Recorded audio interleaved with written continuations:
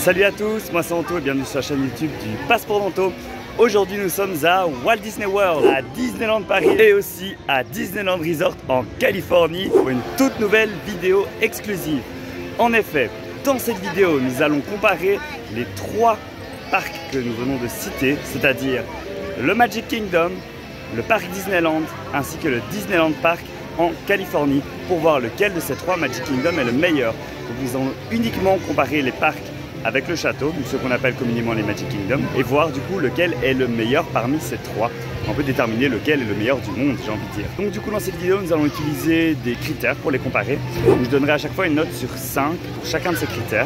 Au total il y aura 10 critères, donc ça fera une note sur 50 pour chacun de ces parcs.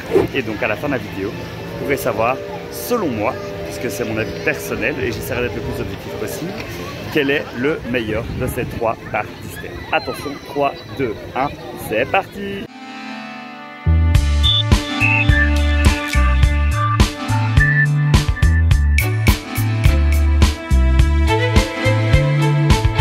Alors nous allons commencer cette vidéo d'abord par le Magic Kingdom qui est le parc qui a un château ici à Walt Disney World en Floride. Il s'agit du deuxième parc Disney qui a ouvert en 1971, là où le Disneyland Park que nous allons visiter plus tard dans la vidéo est ouvert lui bien avant dans les années 50. Et Disneyland Paris, comme vous le savez, a ouvert en 1992, 92 pour les Français, je ne vous oublie pas. Donc ici dans cette vidéo nous allons avoir 10 critères de comparaison comme je vous l'ai dit. Et le premier critère que nous allons analyser ici maintenant au Magic Kingdom, eh bien c'est le château. Le château ici est le Cinderella Castle, donc le château de Cendrillon. Il est assez imposant, ce sera d'ailleurs le plus imposant des trois parcs que nous allons comparer ici dans cette vidéo. Et vous pouvez voir qu'il est décoré pour les 50 ans de Disney World, donc il y a pas mal de décorations dessus. Mais voilà, c'est temporaire. On va du coup l'analyser dans sa version de base sans considérer les décorations. À titre personnel, donc je trouve que ce château est quand même très massif. Il a un peu un air gothique, je dirais. Il est un peu plus réaliste que féerique. Après, il est vraiment imposant. Il a été repeint. Avant, il était blanc, comme celui du Japon, et je le trouvais assez froid et je ne l'aimais pas trop. Mais là, depuis qu'il a ces nouvelles couleurs, j'avoue que il me plaît beaucoup plus et il fait son effet waouh quand on rentre dans le parc et qu'on l'aperçoit au loin depuis Main Street. Du coup, en termes de notes, je pense que je vais lui donner une note de 4 parce que je le trouve pas mal impressionnant. Il est grand, il est imposant, il a une chouette palette de couleurs par rapport à son ancienne palette de couleurs. Donc ouais, franchement c'est un chouette château. Et voilà, moi s'il arrive à me toucher, c'est qu'il mérite une belle note. Donc je lui mettrai la note de 4. Alors la note suivante va être divisée en deux catégories. Donc on va juger les attractions, qui est quand même une part très importante des parcs Disney. Donc il y aura 5 points qui seront attribués pour l'offre, donc le nombre d'attractions. Voilà, la diversité des attractions, donc vraiment en termes d'offres, donc de quantité, et puis en termes de qualité des attractions. Donc là, il y aura une deuxième note sur 5. On va voir ce que ça vaut ici à Disney World en termes d'attractions. Alors dans les trois parcs qu'on va voir dans cette vidéo, il y a beaucoup d'attractions en commun, donc ce sera une chouette base de comparaison. On prend les classiques comme Pirates des Caraïbes, It's a Small World, Haunted Mansion / Phantom Manor, etc., etc. Donc ici, on va faire un petit tour des attractions qu'il y a. On ne va pas toutes les faire dans cette vidéo parce que sinon ce serait très long. Mais voilà, je vais vous montrer un petit condensé. On va essayer d'en faire quelques-unes et après je vous dirai mon ressenti au niveau de l'offre en termes de qualité et de quantité. On commencerait bien par Pirates des Caraïbes. Je pense que c'est une attraction suffisamment iconique que pour pouvoir la comparer dans les trois parcs qu'on va visiter.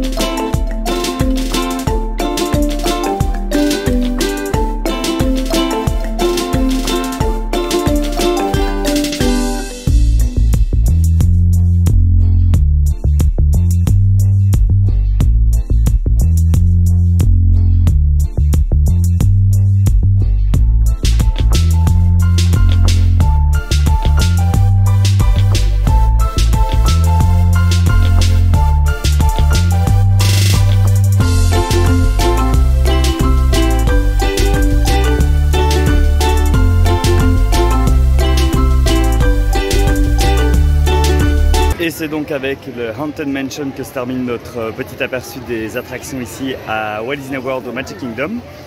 Alors en termes de quantité, je pense qu'on peut facilement dire qu'il y a beaucoup de choix. Il y a pas mal de dark rides, donc des attractions à l'intérieur. Il y a aussi quelques montagnes russes, il y a Space Mountain, il y a Big Thunder Mountain, il y a le train des 7 nains et il y a aussi le Splash Mountain, donc c'est quand même pas mal avec une attraction aquatique du coup avec le Splash Mountain. Il y a des attractions pour les petits, je pense à Dumbo, je pense au tapis magique d'Aladin, au Barnstormer. Donc on est quand même sur un panel assez diversifié. Il manque peut-être d'attractions à sensations fortes. C'est vrai qu'on n'a pas de grosses sensations ici dans le parc. La plus sensationnelle étant le Space Mountain qui a une vitesse qui ne dépasse pas les 50 km/h. Donc voilà, on est sur quelque chose d'assez moyen. Mais voilà, je dois l'avouer, il y a quand même une offre exceptionnelle en termes d'attractions. Il y a beaucoup de choses à faire, il y a beaucoup de choix. Il y a plein aussi d'attractions spectacles, j'en ai pas parlé, mais il y a la Tiki Room, il y a le Country Bird Jamboree, il y a le Carrousel du Progrès, puis des petites attractions vintage comme le People Mover. Donc franchement, il n'y a rien à dire au niveau de la quantité au niveau de l'offre. Je mettrais un 4,5 sur 5. Je mets pas le 5 parce qu'il manque quand même une attraction vraiment sensationnelle. Ça arrivera avec Tron qui n'est pas encore ouvert. Tron. Donc voilà, je mets cette note de 4,5 en termes d'offre. Par contre, en termes de qualité, là il y a un autre débat. Si je compare les versions de Pirates, de Haunted Mansion, de It's a Small World, de Space Mountain, je les trouve toutes inférieures à ce qui se trouve à Disneyland Paris, enfin, vous verrez plus tard dans la vidéo, ainsi qu'à Disneyland Park en Californie. Donc ouais, voilà, il y a des itérations qui sont pas mal. Haunted Mansion est vraiment, par exemple ici, super longue, donc je pense que c'est vraiment l'une de leurs meilleures réussites. Ils ont une chouette version aussi de Splash Mountain. J'aime beaucoup leur Space Mountain, je le préfère à celui de Californie. Attention, petit spoil. Donc, mais dans l'ensemble, voilà, je trouve que leur Pirate, par exemple, c'est court, c'est beaucoup plus court et c'est vieux. It's a Small World, c'est daté, c'est vieux. Ouais, franchement, dans les grands classiques, on n'est pas sur une qualité de ouf. Et même dans les plus récentes, je pense par exemple au train des 7 nains, Seven Dwarfs Mine Train, bah, c'est court. C'est super court comme parcours, donc de là à dire que c'est génial. Big Thunder Mountain, c'est très peu sensationnel, c'est bof quoi. Enfin, j'exagère, c'est sympa, mais je suis désolé, mais je vais mettre une note de 3 en termes de qualité d'attraction. Ça reste qualitatif dans l'ensemble, donc je dois mettre plus que la moyenne. Je vais la jouer faire, mais je pense que comparé aux deux parcs qui vont suivre, on est sur un niveau un peu en dessous. Donc du coup, ce sera 3. Nous allons maintenant passer à la catégorie suivante qui est la thématisation du parc, la théma en général, donc les décors. Ça concerne surtout les zones, donc on va pas voir les attractions en tant que telles parce qu'il y a une note dédiée aux attractions, mais plutôt des allées, etc. Donc j'ai un peu arpenté toutes les zones là. Donc je trouve par exemple que leur Adventureland est très réussi. Voilà, c'est immersif. Il y a plusieurs zones un peu comme à Paris qui sont présentées. Donc on a un côté un peu plus marocain, un côté un peu plus tiki, on a un côté plus pirate, du coup c'est sympa, c'est fort vert et ça fait du bien dans le parc d'avoir cette bouffée de verdure. Il y a la zone Liberty Square qui est sympa aussi parce qu'elle est originale, du coup elle met l'Amérique en évidence et vu qu'on est dans un parc américain, bah, ça fait sens, donc j'ai bien aimé. Par contre là maintenant on est dans la partie du zone, je trouve, l'une des deux parties du zone qui est la plus moche. Ici c'est l'ancien Fantasyland. Alors bon, il y a des choses qui sont pas dégueu, hein, mais là, l'entrée de It's a Small World, ça va pas du tout. Là, je vous montre juste en face l'entrée de Peter Pan. Bah, on est quand même sur quelque chose d'assez vilain et assez années 70. Et j'ai l'impression que ces façades n'ont jamais été rénovées depuis l'ouverture du parc. Et ça tranche très fortement avec juste à côté le bâtiment de Pinocchio Village House, qui est un restaurant, qui est mignon comme tout, le carrousel au loin. Et si on va derrière, on a tout au loin la petite zone réponse qui sont des toilettes, hein, mais qui est très jolie. Alors, je vous montre le sol aussi, c'est bête, mais il n'y a pas de... Enfin, c'est des grosses dalles de béton rouge, il n'y a pas de pavé, il n'y a pas la finesse qu'on retrouve par exemple à Disneyland Paris. C'est assez brut de coffre et grossier. Donc voilà. Je dois encore me faire un avis, je vais continuer à me balader un peu dans le parc. Il y a du très bon, comme je vous ai montré ici à l'instant, avec Adventureland et Liberty Square. Leur Frontierland est très bien aussi.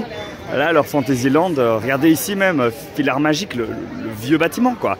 C'est très vilain. Ça date de l'époque où ils n'avaient pas trop de budget pour faire Fantasyland et qu'ils ont fait une fête médiévale. C'est ce qu'ils ont fait à Disneyland en Californie. Mais vous le verrez, en Californie, ça ressemble plus trop à ça. Qu'ici, on est quand même bien dans le jus des années 70. Mais voilà, on va aller voir quand même. Il y a quand même une autre partie qui est sympa, hein, mais voilà, je trouve que ça tranche fort quand on a ça et puis qu'on a ça. Enfin soit, on va aller voir leur Tomorrowland pour se faire un avis final. Alors ça aussi c'est assez vilain, c'est l'attraction Mad Hatter Teacups. Franchement, je trouve que le bâtiment est pas terrible. Et alors, voilà, on arrive ici à Tomorrowland sans aucune transition. Boum, comme ça. C'est assez brut de coffre aussi. Et alors, bon, bah, Tomorrowland, enfin, dites-moi ce que vous en pensez, mais moi, je trouve ça pas beau. Ça ressemble à quelque chose des années 70, encore une fois. Je sais pas, un petit délire architectural en mode dépassé. Et est-ce que ça a un charme? Je vois ce bâtiment, je suis pas convaincu.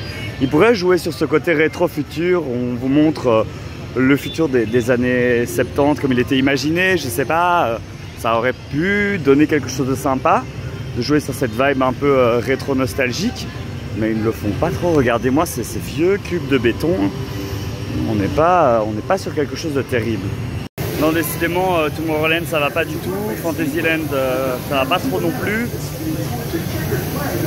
C'est dommage parce qu'il y a de très jolies zones, hein. Adventureland est très chouette, Frontierland. En fait, je dirais que toute la partie gauche du parc est sympa, la partie droite un peu moins. Du coup, ben, je suis désolé, ben, je vais mettre un 3. Je vais pas mettre plus, je vais pas mettre moins parce qu'il y a quand même des zones réussies, donc encore une fois un peu plus que la moyenne. Mais on n'est pas sur le plus beau des Magic Kingdom, je pense. En termes d'atmosphère, qui sera notre prochain critère, eh bien, je suis un peu partagé pour Disney World. Comme vous pouvez le voir, le parc est très fortement fréquenté. C'est le parc d'attractions le plus visité au monde entier. Donc, il y a énormément de monde, ce qui contribue beaucoup à donner de la vie au parc, mais qui d'un autre côté donne peut-être trop de vie. Et donc cet effet de foule, de devoir se faufiler un peu partout. Et ce parc est aussi très calibré pour accueillir de la masse. On voit, les allées sont très larges, très grandes, il y a des magasins partout, tout est surdimensionné. Et j'ai parfois un peu l'impression d'être dans un énorme centre commercial du divertissement. Et du coup, je trouve que parfois la magie n'y est pas. Mais d'un autre côté, c'est quand même un parc très riche, très complet, avec plein de choses à faire. Et donc du coup, il y a une atmosphère particulière qui s'en dégage aussi parce que c'est le parc le plus grand, enfin le plus visité du monde. Donc ouais, je pense que je vais donner un 3,5 pour l'atmosphère dans le parc. J'aurais pu lui donner un 4, 4,5 même, si on parlait d'un parc qui n'était pas trop surdimensionné et surfréquenté comme il l'est. Mais heureusement qu'il est surdimensionné parce que sinon ce serait vraiment très compliqué. Mais du coup voilà, je pense que je vais m'arrêter sur cette note et donner un 3,5 pour le Magic Kingdom. La catégorie suivante sera le food à Disney World. Alors le food, c'est deux parties, il y a les snacks et il y a les restaurants. En parlant de snacks, là je tiens un des snacks les plus iconiques des parcs Disney en Amérique. Ce sont les whips, les Dole Whip. Donc ici, j'ai pris la version float, version I Lava You, parce que j'adore Lava et je trouvais ça trop chouette. Donc voilà. Les snacks sont géniaux, les snacks sont super beaux, super instagrammables, il y a une diversité incroyable. Par contre, ils sont fort sucrés. Voilà, c'est un problème récurrent, on va dire, de la nourriture aux États-Unis, c'est très sucré. Mais c'est fun, on est à Disney, on est là pour s'amuser, on n'est pas là pour faire attention à sa ligne. Donc, si ça ne tenait qu'au snack, j'aurais mis un 5 sur 5. Par contre, il y a aussi les restaurants à table et les quick service. Alors, les quick service, il y en a 2-3 qui sont sympas. Je pense au Columbia Harbor House et par exemple au Pecos Bill, mais sinon, c'est beaucoup des burgers, beaucoup des pizzas, beaucoup des hot dogs. Donc, pas terrible. Et en table service, il y en a 2-3 qui sortent du lot. Il y a le Cinderella Royal Table, donc c'est le restaurant dans le château. Il y a le restaurant Skipper Canteen, donc le restaurant de Jungle Cruise avec les skippers qui vous servent à table. Et il y a aussi le Liberty Tree Tavern qui est un restaurant de cuisine américaine style Thanksgiving. Les quick service, c'est pas terrible, on va être honnête, mais je pense que c'est le cas dans beaucoup de parcs Disney. On verra avec les deux autres, hein. Mais donc du coup, voilà. Et les services à table, quand on compare à d'autres parcs, ça va, mais c'est pas non plus ultra qualitatif. C'est-à-dire que c'est simple, c'est bon, mais c'est pas non plus incroyable. Donc du coup, je vais diminuer la note à 4. Oui, je vais mettre 4. Je vais mettre 4, donc j'aurais mis 5 pour les snacks. 3,5 pour le restaurant, donc on va mettre 4. Et je vais vite manger mon Dole Whip I Lava You avant qu'il soit tout fondu. Critères à analyser et à noter, c'est les rencontres personnages. Donc je vais aller rencontrer ici quelques personnages pour voir ce que ça donne et vous dire s'il y a pas mal de personnages ou pas ici dans le parc. et si les rencontres sont chouettes ou pas. Et voilà, là je viens de rencontrer Mickey. Il n'y avait pas grand monde en termes de personnages dans le parc ici à cette heure-ci parce que bon, on est en fin d'après-midi, début de soirée. Mais sinon, un peu plus tôt dans la journée, j'ai pu rencontrer Anastasie et Javotte, ça c'était cool, ainsi que le capitaine Jack Sparrow. Il y a quelques autres personnages qu'on n'a pas fait, enfin que j'ai pas fait volontairement, parce qu'ils m'intéressaient un peu moins. Disons qu'en termes d'offres, il y a des personnages sympas, les interactions sont très chouettes à partir du moment où vous commencez à avoir une discussion avec les personnages, surtout ceux qui sont en face, les face characters, donc leur visage apparent. Donc oui, c'est sympa, mais je trouve que pour un Magic Kingdom, ça manquait un petit peu de diversité, surtout du nombre de personnages. Après, c'est assez bien fait au niveau du pavillon des princesses, ici au niveau de Mickey, c'est assez bien fait. Donc du coup, je mettrai la note de 3,5, 4, ah, j'hésite. Allez, je vais dire 3,5 quand même parce qu'il manquait quand même beaucoup de personnages. Je pense que c'est un peu lié au fait que voilà, c'est la reprise lente avec le Covid, etc. Qui est derrière nous heureusement, mais voilà, tout démarre plus lentement. Donc voilà, 3,5. En termes de spectacle, en ce moment, il n'y a pas grand-chose alors que c'est les 50 ans du parc. Enfin, pas grand-chose, c'est un grand mot, mais voilà, ici derrière moi, il y a des gens qui attendent pour le Mickey's Magical Fair, je ne sais plus quoi. C'est un peu le spectacle de célébration des 50 ans qui se passe devant le château, où il y a Mickey qui fait une surprise à Minnie, et ils dansent ensemble, et du coup il y a plein de personnages qui viennent, donc il y a Tiana, Naveen et le crocodile Louis qui viennent, ensuite il y a les personnages de réponse, et enfin il y a Anna, Elsa et Olaf qui viennent clôturer la célébrité, donc il y a ce spectacle-là. C'est pas le meilleur des spectacles de château je trouve, je viens de le voir ici à l'instant, je trouvais ça, donc à la représentation juste avant, je trouvais ça assez moyen. Après, il y a la parade, sympa, très sympa, mais pas la plus riche et fournie en chars. Donc voilà, classique, mais pas extraordinaire non plus. Et enfin, il y a le nouveau spectacle nocturne Disney's Enchantment qui, lui, pour le coup, est assez sympa, enfin même très sympa, avec beaucoup de nouveaux personnages, de nouveaux classiques Disney qui sont inclus dedans, de très beaux feux d'artifice. C'est un vrai spectacle de feux d'artifice, plus qu'un spectacle de projection. Peut-être un manque de cohérence, mais d'ensemble très bien. Et à part ça, à part une ou deux cavalcades, eh bien c'est tout. Il n'y a pas de spectacle en salle. Et ça, pour moi, c'est une grande erreur au Magic Kingdom. Du coup, je ne pourrais donner que la note de 2 pour les spectacles. Parce que, à part les gros spectacles où il y a plein de monde et qui ont lieu comme ça dans la journée en extérieur, alors qu'il fait très chaud en Floride, il n'y a pas de salle où il y a des spectacles de salubrité. Donc, ouais, je suis désolé, mais ce sera un 2. En termes de merchandise, franchement, c'est très sympa. Donc là, vous avez juste devant la collection des 50 ans de Disney World. Mais voilà, il y a plein de boutiques partout avec beaucoup de designs basés sur des choses iconiques du parc. Là, on a le Orange Bird, on a ici une veste de la Tiki Room, on a même du merch d'autres parcs. Ici, on a par exemple toute la collection liée à la Main Street Electrical Parade de Disneyland en Californie, mais qui a été jouée ici à un moment, parce que cette parade, elle a voyagé un peu partout dans le monde. Elle a été également à Disneyland Paris pendant de nombreuses années. Plein de designs de t-shirts. Donc en termes de textile, il y a une offre incroyable. Alors, je vous parle pas des ears, il y a vraiment de tout. C'est très original. Et alors, tout ce qui est pins aussi. On a une très riche collection de pins ici. C'est hyper diversifié, c'est dingue. Après, un peu plus pauvre peut-être dans d'autres catégories comme les mugs, les porte-clés. Bon, je pense que c'est des produits qui sont peut-être un peu moins à la mode. Les magnettes aussi, j'en ai quasiment pas vu. Donc voilà, en termes de peluche, il y a tout ce qu'il faut, produits pour enfants aussi. Donc voilà, et c'est le nombre impressionnant de boutiques qu'il y a. C'est aussi le fait que dans les boutiques, ce ne soit pas tout le temps les mêmes produits qui reviennent et que chacune a un peu ses spécificités. Donc ici, on est par exemple dans la boutique Star Trader et on retrouve des produits Stitch par exemple. Donc voilà, on est encore en lien avec la thématique. Regardez ici, je vous parlais des pins. Il y a pas mal de choix, c'est chouette. Un peu de tout. Le pin trading, c'est vraiment un gros truc ici. Donc oui, franchement, au niveau du merch, j'ai pas grand chose à dire en fait. Donc du coup, je vais mettre la note de 5 pour le merchandise ici à Walt Disney World, spécifiquement au Magic Kingdom. Il y a vraiment des boutiques partout, avec un choix de malade. Donc 5. Alors un point par contre, où là, je dois donner crédit à Disney World, c'est en termes de service. Leur service Magic Band, My Disney Experience est vraiment au top du top. C'est super pratique, donc quand vous êtes ici et que vous avez un Magic Band, vous faites tout avec. Donc vous avez tout qui est dedans. Votre carte pour les parcs d'attractions, votre ticket pour les parcs d'attractions, votre clé d'entrée pour les chambres, vos Genie Plus, donc le système de coup de fil, système qui est d'ailleurs très intéressant pour ceux qui le prennent, c'est 15 $. Et c'est un système de coup de fil comme les anciens Fastpass en fait, c'est juste qu'il faut le payer, c'est 15 $. C'est exactement la même chose que les anciens Fastpass et tout ça avec votre smartphone, donc c'est super pratique. Et puis après vous scannez votre Magic Band, mais c'est également votre carte de crédit que vous pouvez lier et c'est également votre PhotoPass. Donc c'est super bien fait. Le parc, comme j'ai dit au préalable, est dimensionné pour les grandes foules. Donc encore une fois, au niveau gestion de flux, etc., ils sont taquets. Au niveau du service, bon, on a quand même le service américain qui est là. Donc là, je ne peux que donner un 5 pour le service à Magic Kingdom. Et voilà, premier clap de fin du coup pour le Magic Kingdom qui obtient la moyenne de 37,5 sur 50. C'est une assez belle note, donc c'est cool. Maintenant, c'est pas non plus la top des notes, c'est moyen plus, je vais dire. Ouais, moyen plus. Je suis un peu méchant en vrai, je devrais pas être aussi méchant. Donc 37,5 c'est une bonne note. On va voir du coup si Disneyland Paris arrive à faire mieux et si Disneyland Resort, enfin Disneyland Park en Californie arrivera à faire mieux également. Et c'est parti! Et nous voici maintenant à Disneyland Paris et plus précisément au parc Disneyland pour la suite de cette vidéo où on compare les 3 parcs Disney.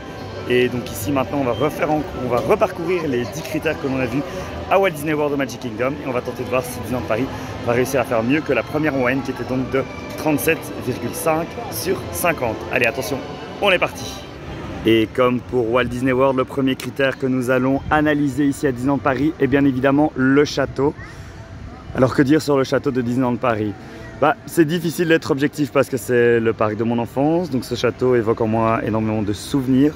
Mais voilà, je trouve qu'il a vraiment une élégance particulière qui lui va vraiment bien. C'est le château le plus fin, c'est le château le plus féerique, enfin l'un des plus féeriques. On ne va pas parler des parcs asiatiques, pardon. On va vraiment se concentrer sur les 3 parcs qu'on va visiter ici dans cette vidéo. Et comparé à celui de Floride qui est beaucoup plus massif, ici on a quelque chose de beaucoup plus fin et élégant.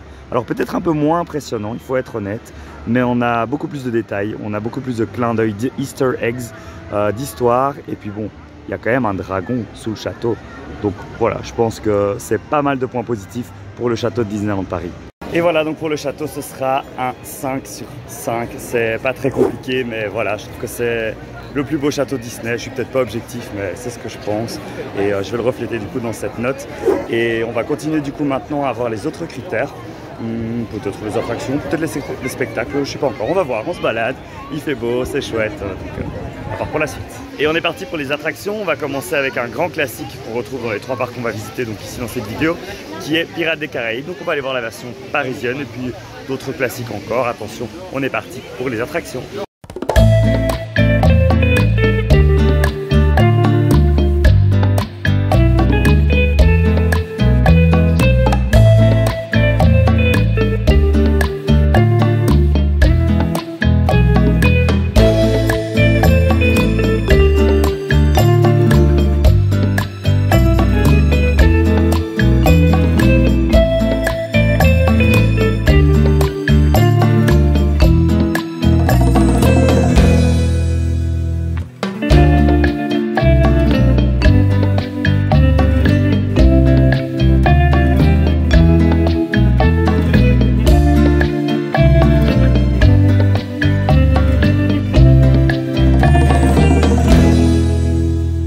Voilà donc un petit aperçu des attractions proposées ici à Disneyland Paris. Là je viens de sortir du Space Mountain et c'est le meilleur Space Mountain de tous les Space Mountain.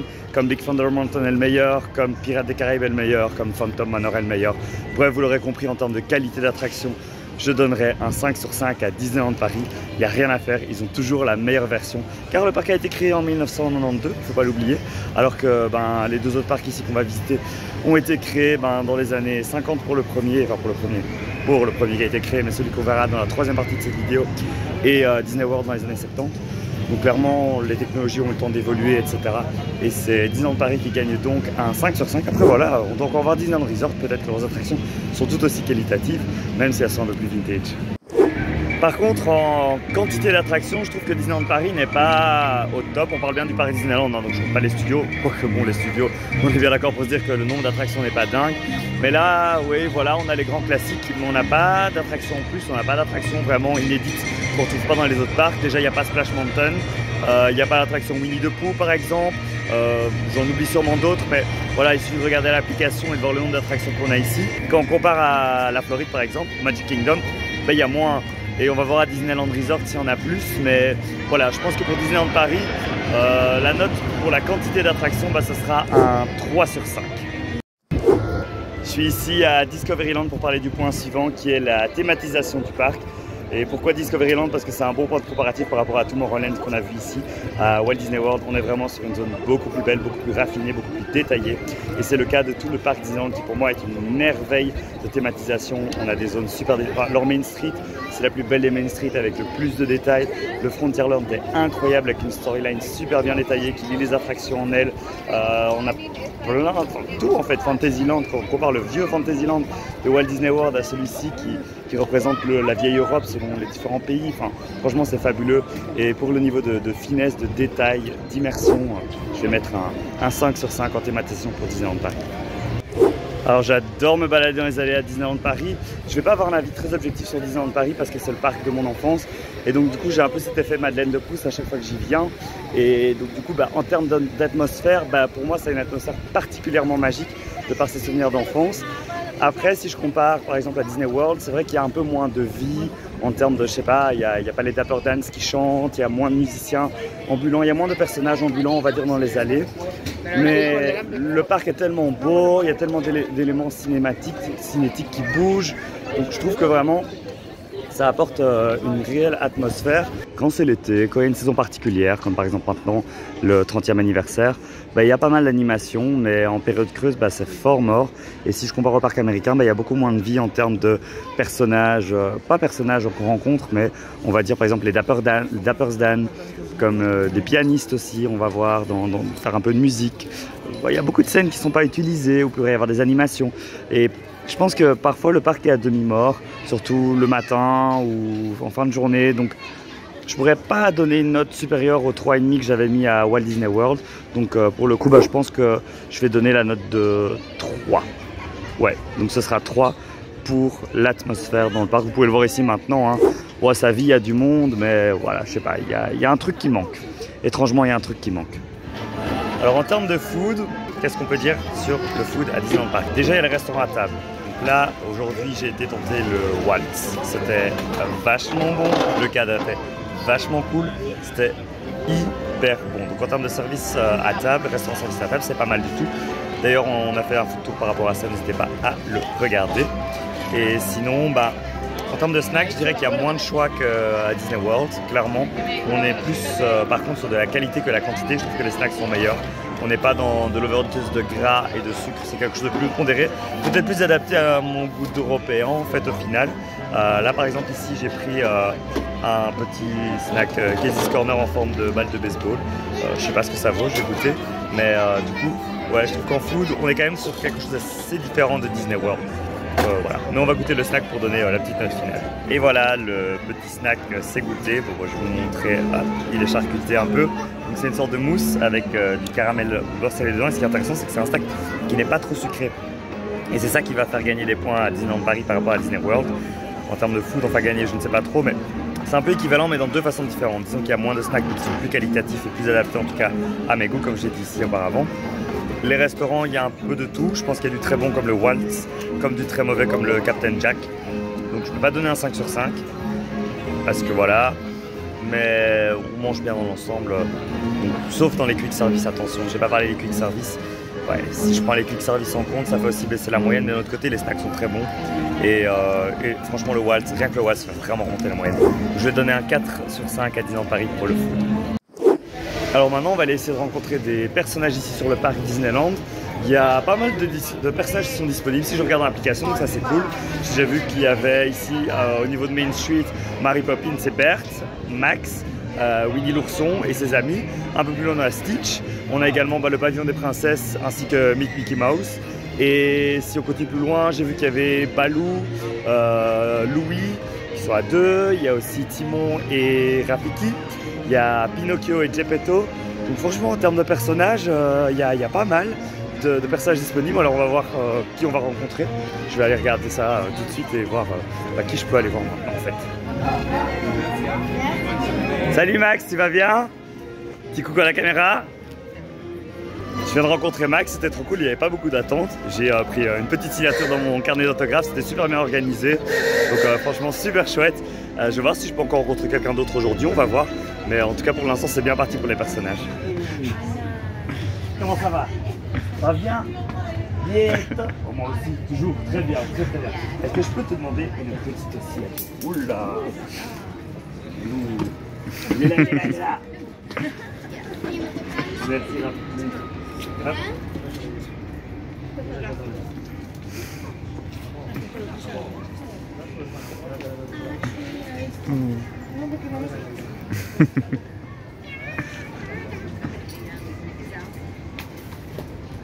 Bon, bien, merci. Est-ce qu'on peut faire une photo? Là, je viens de rencontrer Rafiki et c'était trop une chouette rencontre. J'ai pas attendu trop longtemps, j'ai attendu moins de 10 minutes, je dirais. Donc c'est super cool. Le seul problème, je dirais, mais c'est comme dans les autres parcs Disney, à Disney World, on a le même souci, c'est qu'à partir d'une certaine heure, il n'y a plus les personnages. Donc à partir de 13h30, 14h, 14h30, 15 € plus tard en Magic Kingdom, je pense. Mais donc du coup ici, franchement, il y a beaucoup de choix, beaucoup plus que Magic Kingdom. Les personnages sont sympas, ils interagissent avec vous. Il y a des cast members qui sont là pour vous prendre en photo, donc c'est vraiment cool. Seul défaut, il n'y a pas beaucoup de photographes photopass, mais bon là c'est plus un point service, je dirais, que rencontre personnage. Et donc du coup, je noterai 4 pour les personnages ici à Disneyland Paris. Alors ici on est au Frontierland Theatre qui joue le spectacle Roi Lion, les rythmes de la terre, je pense. En tout cas voilà, c'est un superbe spectacle, c'est une superbe production et ça me permet de passer au point suivant qui est le point des spectacles de l'entertainment. Et bien au niveau des spectacles, je pense que Disneyland Paris fait quand même assez fort. On a ici en ce moment donc le spectacle du Roi Lion, donc sur le parc Disneyland, hein, je ne parle pas des studios qui est bien gâté en spectacle par contre, mais il y a également le spectacle Disney Delight, il y a aussi le spectacle donc avec les drones, mais aussi le spectacle Rêvons et le monde s'illumine, et également la parade et Illumination. Donc je pense qu'en termes d'offres de spectacles, qu'on compare à ce qu'on a vu juste avant ici à Walt Disney World, eh bien on ne peut donner qu'un 5 sur 5 à Disneyland Paris pour les spectacles. Je pense vraiment que c'est la force de Disneyland Paris par rapport à d'autres resorts internationaux. Donc bien joué. Alors en termes de boutique à Disneyland Paris et de merchandise, il y a un peu... il y a des très belles boutiques en termes visuels, donc les boutiques sont sublimes en termes de thématisation. Maintenant dans l'offre, on a quand même une diversité un peu moins développée que dans les parcs américains, notamment à Disney World qu'on vient de voir ici avant. On trouve du chouette merchandise pour les 30 ans de Disneyland Paris, il y a des chouettes collections qui sont renouvelées, il y a de la variété, mais après, je trouve que quand on a fait 3-4 boutiques, on a vite tout vu, c'est tout le temps les mêmes articles qui reviennent dans chaque boutique, et ce manque de diversité est quand même malheureusement assez dommage, je trouve. Et donc je trouve que ça a quand même un côté assez redondant. Pour moi, on va coûter des points ici dans la note que je vais attribuer pour le merchandise comparé à Disney World. Je trouve qu'on est quand même sur quelque chose d'assez moyen. Et du coup, qui dit moyen, dit oui, je vais dire 2,5 du coup, parce que je pense qu'on peut faire mieux. Je pense que voilà, ça manque de diversité entre les différentes boutiques et que voilà, il y a mieux ailleurs, tout simplement. Le prochain critère qu'on va analyser, c'est les services, et c'est donc le dernier critère ici de notre série. Donc, le service à Disneyland Paris comparé à celui à Disney World, c'est pas du tout la même chose, hein. Donc déjà ici on n'a pas tout ce qui est My Disney Experience, nous n'avons malheureusement pas les Genie Plus, les Individual Lightning Lane, mais à la place on a le Premier Access, qui sont des accès payants pour pouvoir faire des coups de fil, mais qui sont beaucoup plus chers. Donc au lieu de payer 15 $ pour toute la journée, là vous allez payer 15 € pour une attraction, donc je trouve ça vraiment pas intéressant. Alors le système de photopass aussi est beaucoup moins bien fait, bien foutu, je veux le dire, le terme. Parce que du coup, vous avez le problème du fait que ce soit déconnecté de l'application Disneyland. Il va avoir un hébergeur externe pour l'hébergeur Photopass où vous devez récupérer vos photos. Vous devez avoir une carte séparée, donc c'est pas avec votre Magic Key si vous êtes un résident d'un hôtel. Voilà, je vais vous montrer, là on a un Magic Key. Le Magic Key ne vous permet pas de tout faire, il ne vous permet pas de récupérer les Photopass. Donc voilà, je trouve que c'est assez dommage. Donc l'application est sympa, attention, il y a des chouettes options qu'on ne trouve pas en Floride, comme par exemple la possibilité de réserver ses places dans les spectacles pour avoir une place garantie. Donc ça c'est cool, même si c'est un peu cher aussi, on parle de 15 € pour un accès garanti.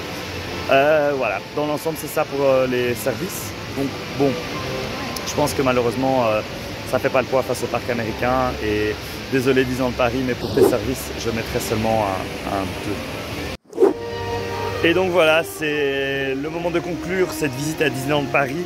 Donc la moyenne, vous pouvez la voir ici, elle est donc de 38,5. On bat à 1 point près Walt Disney World, donc les scores sont très serrés pour comparer lequel est le meilleur des 3 parcs. Donc maintenant qu'on a la note de Disneyland Paris qui prend donc la 2e place, grâce notamment à ses attractions de qualité et la beauté du parc, hein, qu'on se dise, c'est vraiment les points forts de Disneyland Paris, sans oublier les spectacles. Nous allons voir si Disneyland Resort va réussir à faire mieux. Attention, on y va tout de suite. Et nous voici maintenant dans le 3e parc que nous visitons dans cette vidéo. Nous sommes à Disneyland Park, parc Disneyland, ici en Californie, au resort à Anaheim. Et ici, on va du coup reprendre notre classement. Après avoir eu une première visite à Disney World où le parc a fait 37,5, ainsi que Disneyland Paris où le parc a fait 38,5 et a battu Disney World d'un tout petit point. Nous allons voir maintenant si Disneyland, l'original, celui qui a été créé en 1955 par Walt Disney lui-même, va réussir à surpasser ces 2 autres parcs qu'on a vus juste avant. Alors, on va commencer directement, c'est parti, et on va commencer par la star du jour, c'est-à-dire le château. Alors le château, je ne sais pas si vous le voyez bien dans la vidéo, mais il est vraiment tout petit. Il est vraiment tout petit. Il a des décorations de Noël qui sont pas hyper jolies. Moi, je trouve ça fait un peu plastique. Et d'un point de vue général, je trouve que le château fait un peu carton-pâte, un peu plastique. Il est, voilà, bien situé, hein, comme d'habitude, au bout de Main Street et de Central Plaza.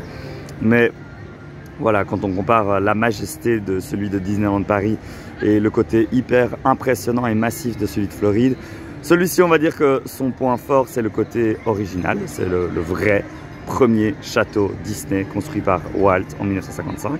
Mais à part ça, voilà, il y a un petit walkthrough à l'intérieur, donc petite attraction, on se balade, mais qui ne vaut pas celle de Paris. Donc bon, après les attractions, c'est un autre point.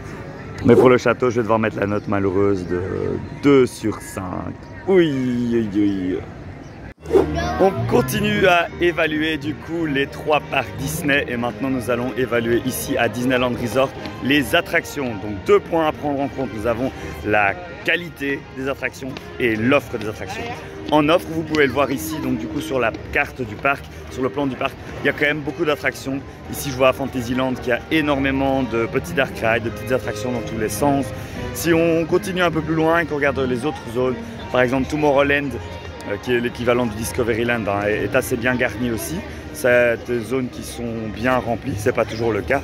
Si on continue ensuite, on passe à Adventureland où il y a aussi quelques attractions, de nombreuses attractions, des attractions inédites aussi qu'on ne retrouve pas à Disneyland Paris ou à Magic Kingdom. Et enfin, on continue, on a même après Frontierland, Galaxy's Edge, donc une zone entière dédiée à Star Wars que l'on ne retrouve pas dans les autres parcs, en tout cas pas dans les autres parcs châteaux. Et donc du coup, je trouve ça quand même dingue comme offre en termes de nombre d'attractions. Du coup, vous l'aurez rapidement compris, je pense, pour l'offre en attraction, eh bien, ce sera une note de 5 sur 5 pour Disneyland Resort. Quant à leur qualité, je pense qu'on va devoir aller les tester pour voir ça. Donc, c'est parti pour un petit test d'attraction.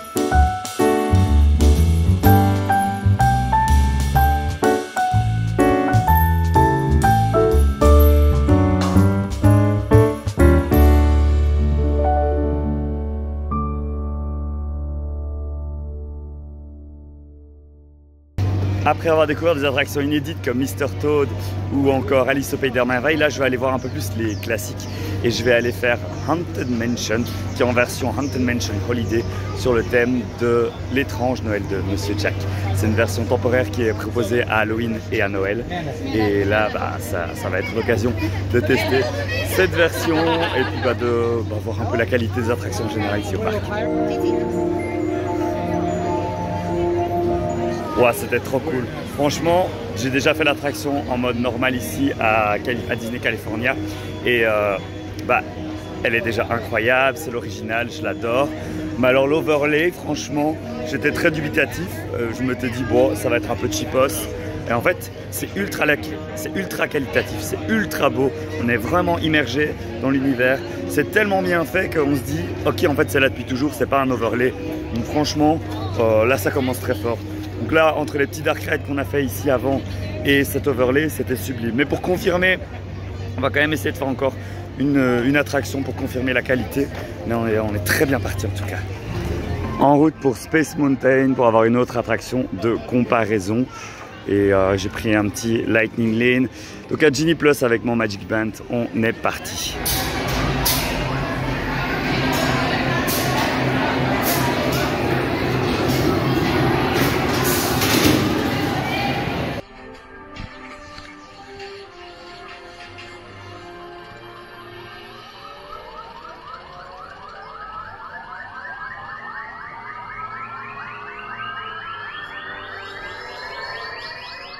Et voilà, Space Mountain, c'est fait. Donc on va pouvoir juger un peu la qualité des attractions. Je pense que Space Mountain, c'est un peu un contre-raison parce que contrairement à... Je pense que c'est la moins bonne des trois versions. Je préfère celle de Floride et je préfère celle de Paris. Quoique celle de Floride, je sais pas, elles se valent. C'est différent, mais elles se valent. Mais quand on compare les autres attractions, donc toutes les attractions inédites qu'il n'y a pas, comme Mr. Toad, comme Alice au Pays des Merveilles, les grosses attractions comme Star Wars Rise of the Resistance, Millennium Falcon, ou encore le Pirate des Caraïbes original, qui est pour moi le meilleur de tous les Pirates des Caraïbes, sans oublier Indiana Jones Adventure, qui est une incroyable attraction. Eh bien, en toute honnêteté, je pense que Disneyland a vraiment les meilleurs. Je dirais que Disneyland Paris va plus dans la finesse, dans la qualité. On a quand même la meilleure version à Paris de Haunted Mansion. On a l'une des meilleures versions de Pirates, quoique je préfère quand même celle-ci. On a la meilleure version de Space Mountain, on a la meilleure version de It's a Small World, on a la meilleure version de Peter Pan, etc. etc. Mais ici, toutes les attractions qu'il y a en plus, je pense notamment à Indiana Jones, à Star Wars et à toutes les petites pépites qu'il y a qu'on ne trouve pas ailleurs, ça mérite également un 5 sur 5 en qualité attraction. Petit aperçu des zones du parc, donc là on est dans Fantasyland. Je trouve que ça a un charme fou, mais fou, quand je vous dis fou, c'est incroyable. Alors ok, ça n'a peut-être pas la finesse de Disneyland Paris, il suffit de regarder le sol où on n'est pas sur des beaux petits pavés bien raffinés, mais regardez-moi ça. Donc là on a tout en fait qui est très petit, vous voyez. Là on a les canaux de Storybook Land, donc un peu comme le pays des contes de fées. On a les tasses juste à côté, derrière on a le Matterhorn qui est une attraction unique, c'est une montagne russe à l'intérieur. On a un Dark Ride sur Alice au Pays des Merveilles. Et juste à côté, on avance encore de quelques pas seulement. On a Dumbo qui est là, on a le Carrousel de Lancelot qui est là. Et on a le Dark Ride de Mr. Toad là-bas au fond, vous reconnaissez peut-être le bâtiment, c'est comme un Paris. C'est Blanche-Neige, Pinocchio est là derrière. On a Peter Pan, on a tout qui est à côté. Donc c'est super petit, mais c'est hyper cocooning. On voit que le parc n'a pas été créé pour accueillir beaucoup de foule. Il a été créé au moment même, à l'époque, et il est encore dans son jus de 1955. J'ai vraiment l'impression d'être là où Walt se baladait à l'époque. Donc franchement, pour l'atmosphère et les décors, on est vraiment bien parti. Nouvelle zone ici, on est à Frontierland. Alors, il n'y a pas Big Thunder en plein milieu. C'est la Tom Sawyer Island, comme au Magic Kingdom. Et là, plus loin, on a toute la zone New Orleans Square, qui est inédite, qui commence d'ailleurs ici, je pense, qui est dédiée à la Nouvelle-Orléans. Et ça, c'est canon, c'est stylé, c'est inédit. Et franchement, je trouve ça super cool. On a une zone un peu carnaval là-bas au loin, je ne sais pas si vous voyez bien. C'est très vert, très boisé. Là, on a le toit de la Haunted Mansion qui se détache des arbres. Et donc, ok, ça n'a peut-être pas la finesse de Disneyland Paris. On en revient encore au béton. Je pense que le sol, c'est un très bon détail pour vous montrer. Hop, là, on a une attraction qui est en travaux. C'est la cabane de Tarzan, je pense. Mais donc, du coup, voilà, je trouve que ce parc ici, il est quand même plus beau et plus charmant que le Magic Kingdom, mais il n'arrive pas au niveau du parc Disneyland de Disneyland Paris qui est vraiment très raffiné. Ici on est vraiment sur quelque chose de beau mais un peu vintage. Et il y a plein de choses à voir. On voit que le parc est vieux, il a de l'histoire. Il a été construit petit à petit, plic-ploc. Donc voilà, moi j'adore. Et du coup je noterai 4 sur 5 pour la théma de Disneyland Resort.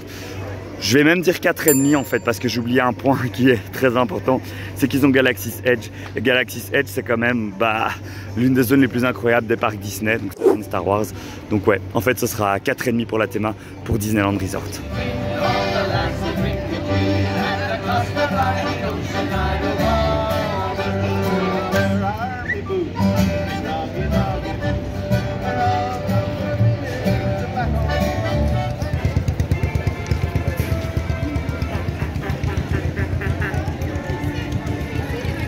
J'adore, là je suis sur Central Plaza, il y a les véhicules de Main Street Vehicles qui se baladent, les gens sont heureux, il y a la musique, il n'y a pas trop de monde, c'est agréable.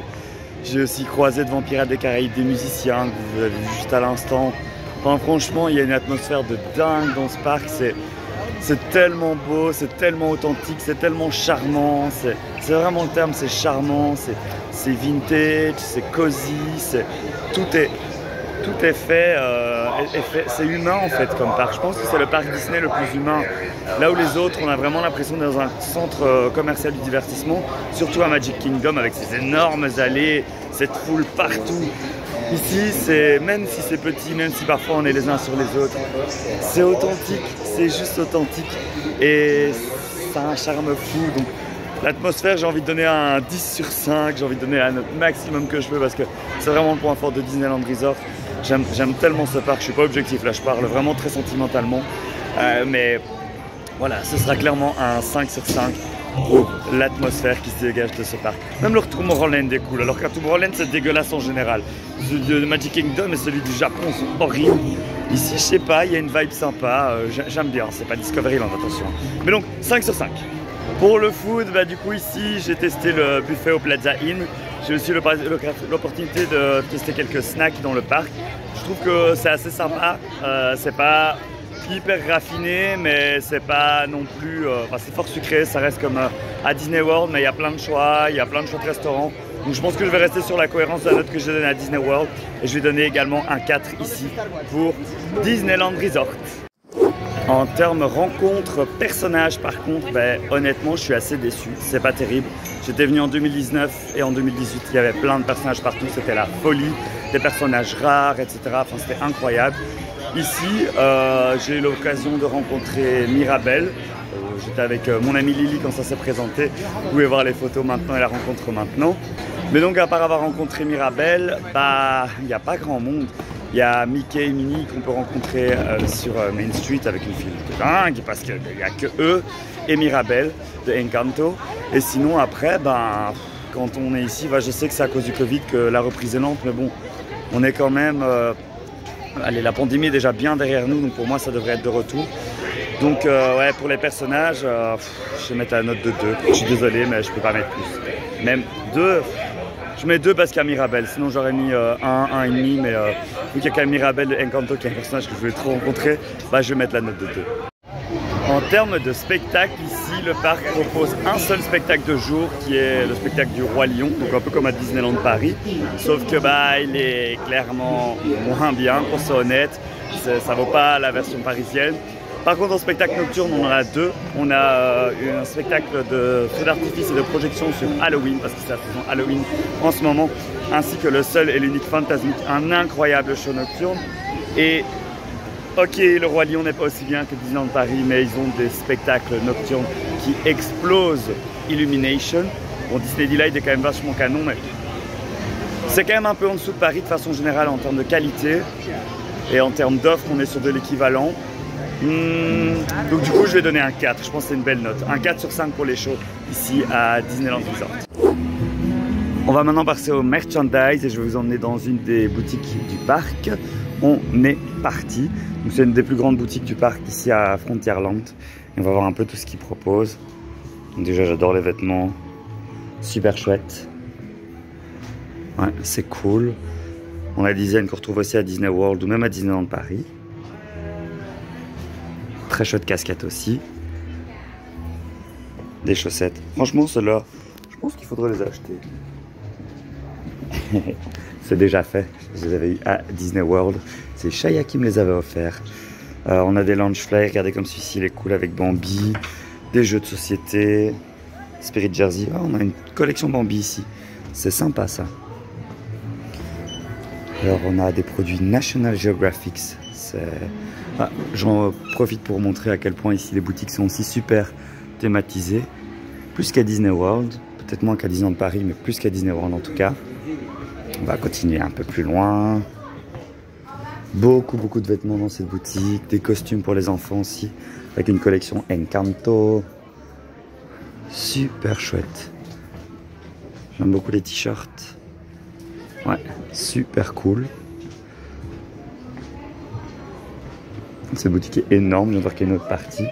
Oh, il est cool ce mug. Un Spirit Jersey Encanto. Trop sympa. Là, on a tout un rayon coco. Donc c'est cohérent un peu dans la zone, avec la zone dans laquelle on se trouve. C'est chouette. Et ici, ça c'est comme à Disneyland Paris. C'est marrant qu'ils aient repris cette collection là. Je la trouve pas très dingue. Voilà, ça c'est super cool. On a des produits Skeleton Dance. C'est assez rare. Bien évidemment, l'étrange Noël de Monsieur Jack. Super cool. Bon, je vais pas vous faire le tour de toutes les boutiques, hein, mais ça donne vraiment un aperçu. On a du merch vintage. Oh, de Disney World. Ça s'est perdu en chemin. Plein de ears. Bon, par contre, les ears pizza, je comprends pas le délire. Mais il y en a plein qui sont super cool. Regardez les Encanto comme elles sont stylées. Je trouve ça fabuleux. Et il y a plein de choix. C'est super cool. Là, on a déjà un peu des produits. Plus de Noël. Je vois des plaids. Oh là là. Là, on a tous les Magic Bands. C'est fantastique. Franchement, super cool. Produit Halloween. Trop bien. Du coup, pour les boutiques, franchement, le merchandise, il est super cool ici à Disneyland Resort. Oui, si je compare un peu à ce qu'il y a à Disneyland Paris, on est clairement au-dessus. Si je compare à Disney World, on est au-dessus aussi, je pense, ouais, parce que j'ai beaucoup plus envie de craquer. J'avais déjà bien craqué à Magic Kingdom. Donc du coup, je vais également donner un 5 sur 5 ici pour Disneyland Resort. Ouais, le seul point faible, je dirais, c'est que c'est bizarre d'avoir du merch de Disney World ici. Bon, je sais qu'il y en a aussi à Paris avec la collection attraction. Mais donc du coup, ouais, 5. En termes de service, il y a un nouveau service qui a été lancé que je porte ici au poignet, qui est le Magic Band Plus. Donc comme je vous avais expliqué en début de vidéo, à Magic Kingdom, ils ont le service Magic Band. Ici, ils l'ont aussi, mais c'est seulement le Magic Band Plus. Ça a été lancé il n'y a pas longtemps, donc tout n'est pas encore fonctionnel à 100%, comme à Disney World. Par exemple, je ne peux pas ouvrir la chambre de mon hôtel avec ceci. Il me faut encore une carte à l'ancienne, mais cela va bientôt changer. Sinon, il y a également le système de Genie Plus pour les attractions. Et voilà, c'est exactement la même chose, sauf qu'ici vous avez le photopass qui est inclus. Donc à Disney World, le Memory Maker était séparé, ici il est inclus. Donc je trouve ça super chouette. Et donc du coup, au niveau service, c'est top. Les photos apparaissent directement dans l'application, contrairement à Disneyland Paris. Le mobile order fonctionne aussi super bien. Le seul truc, ouais, c'est que pour l'instant, le Magic Band Plus n'est pas encore au point. Donc voilà, niveau service, je sais pas trop. Un point aussi important, c'est les cast members. Ils sont adorables ici. Des 3 parcs ici que j'ai visités en une date très proche. Hein. Là, je les ai tous enchaînés. J'ai eu la chance de pouvoir tous les enchaîner. Eh bien, je trouve vraiment que c'est ici que les cast members sont les plus sympas, sans vouloir dénigrer les cast members de Magic Kingdom ou de Disneyland Paris, mais ils sont fabuleux. Donc du coup, je vais mettre la note de 4,5. Je vais juste enlever un demi-point par rapport à Disney World en raison du Magic Band pas encore opérationnel à 100%. Et donc très belle note pour les services. Et voilà, donc nous avons le bilan pour Disneyland Resort qui récolte 41 points sur 50. On est bien d'accord du coup. Quand on compare les 3 scores, nous avons Disney World en 3e place avec 37,5. Nous avons Disneyland Paris en 2e place avec 38,5. Et enfin en 1re place, Disneyland Resort, ici présent, Disneyland Park en Californie. C'est pour moi le meilleur des 3 Magic Kingdom. C'est le plus authentique, c'est le plus charmant, c'est celui qui est le plus attraction, c'est celui qui est le plus attraction inédite, c'est celui qui a les cast members les plus sympas, c'est celui qui a cet esprit cocooning, qui a cette atmosphère unique qu'on retrouve ailleurs, nulle part ailleurs. Donc franchement voilà, si vous avez l'opportunité de voyager dans un parc en Amérique, Beaucoup de gens choisissent de plutôt faire Walt Disney World comme premier parc américain. Moi, je vous conseille de plutôt faire la Californie parce que de 1, l'état de Californie est beaucoup plus chouette à visiter que l'état de Floride. Il y a beaucoup plus de choses à voir, etc. Mais en plus, parce que Disneyland Resort est clairement au-dessus. Même si c'est plus petit, même s'il y a moins de parcs, vous pouvez passer 3, 4 jours et vous amuser comme des petits fous. En tout cas, moi, c'est ce que je suis en train de faire ici. Je vais continuer à m'amuser et profiter de ce magnifique parc. Sur ce, j'espère que vous avez aimé cette vidéo comparative. Si c'est le cas, n'hésitez pas à liker, à commenter et surtout à vous abonner à la chaîne. C'est très important et ça me soutient énormément dans le développement de la chaîne. Sur ce, à très bientôt pour de nouvelles aventures. Salut, salut!